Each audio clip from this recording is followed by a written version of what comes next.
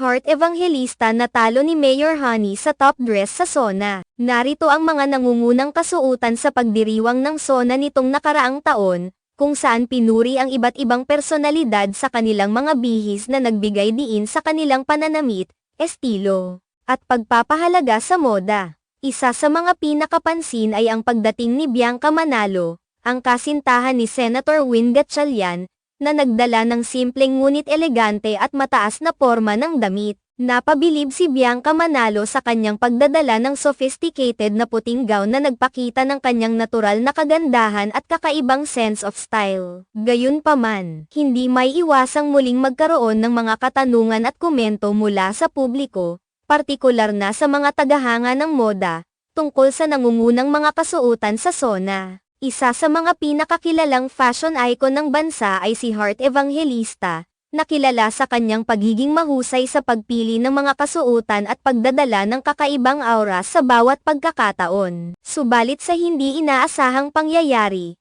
tila napag-iwanan si Heart Evangelista sa listahan ng mga best dressed ngayong taon. Hindi maitatanging ang pagdalo ni Heart Evangelista sa SONA ay isang malaking pangyayari sa mundong fashion. Sa bawat pagkakataon, inaasahan ng marami ang kanyang maiksi ngunit makabuluhang pagtatanghal ng kasuotan na hindi lamang nagpapakita ng kanyang personal na estilo kundi nagbibigay rin ng inspirasyon sa maraming kabataan, at pati na rin sa mga kababaihan sa buong bansa. Sa mga nakaraang pagdiriwang ng SONA, si Heart Evangelista ay kilala sa kanyang pagdadamit na laging abot langit ang antas ng kagandahan at pagiging fashionable. Bagamat kilala si Heart Evangelista sa kanyang mataas na porma at ang kanyang kahusayan sa pagdadamit ay walang katulad, tila-tila nagdulot ito ng pagtataka sa mga netizens at mga tagahanga ng moda nang hindi inaasahang suotin ni Heart ang isang napakasimple at napaka-eleganteng kasuotan sa nakaraang pagdiriwang ng SONA. Sa kabila ng simpleng pagpili ni Heart sa kanyang outfit,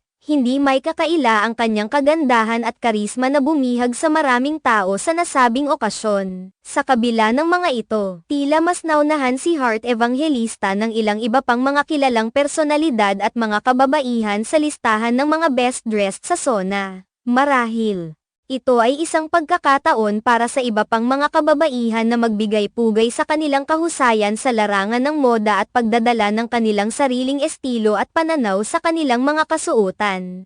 Sa kahit na anong pagkakataon, ang SONA ay isang okasyon upang ipakita ang hindi lamang ang mga politikal na mga layunin ng mga pinuno ng bansa, ngunit pati na rin ang mga individual na pagpapahalaga sa sining ng moda at estilo. Sa makatuwid, sa kabila ng mga komento at reaksyon mula sa iba't ibang sektor ng lipunan, ang pagdiriwang ng SONA ay patuloy na nagbibigay diin sa kahalagahan ng mga personalidad sa kanilang mga bihis, na nagiging pagkakataon para sa pagpapahayag ng kanilang mga pananaw at damdamin sa pamamagitan ng kanilang mga kasuotan. Sa huli, ang SONA ay hindi lamang isang pagtitipon ng mga pinuno at kinatawan ng bansa, ngunit isang plataporma rin para sa sining ng moda na nagbibigay inspirasyon at pampalakas loob sa mga Pilipino sa kanilang pagtataguyod ng sariling pagkakakilanlan at kultura.